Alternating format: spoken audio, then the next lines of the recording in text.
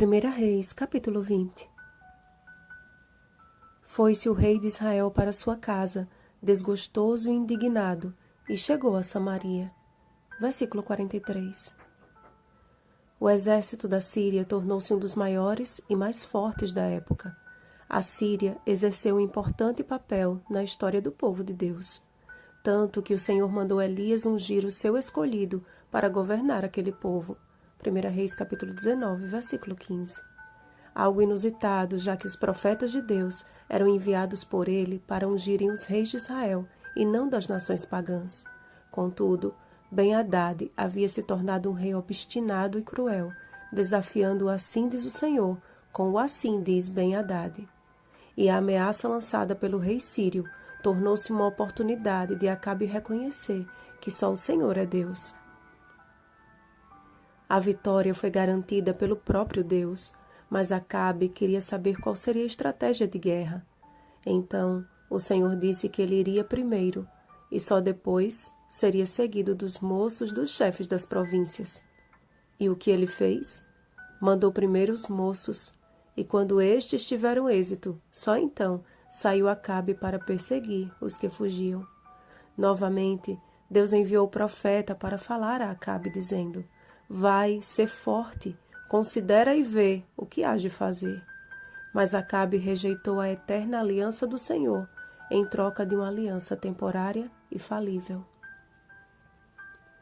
Por não ter obedecido à voz do Senhor, um dos discípulos dos profetas foi morto por um leão, como aconteceu com aquele homem de Deus que estudamos no capítulo 13. A vida de Acabe também teve um trágico fim, pois havia desobedecido às ordens do Senhor. E a sua reação confirma a sua condenação. Ficou desgostoso e indignado, ou seja, não houve arrependimento algum.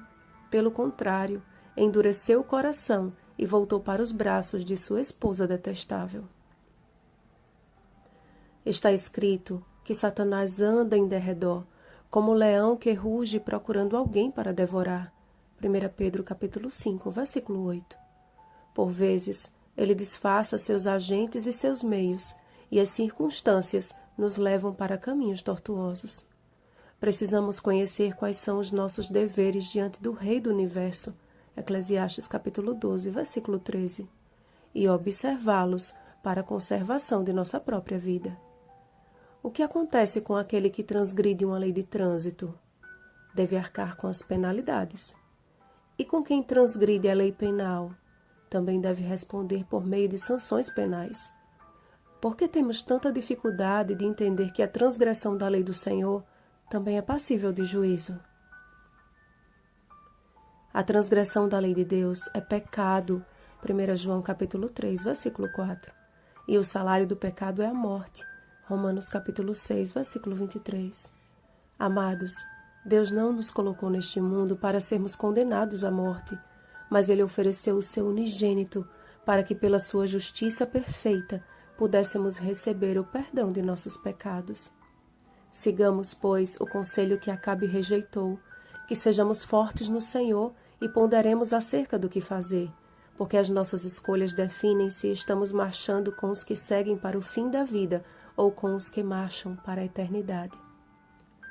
Vigiemos e oremos. Bom dia, fortes de Deus. Rosana Garcia Barros.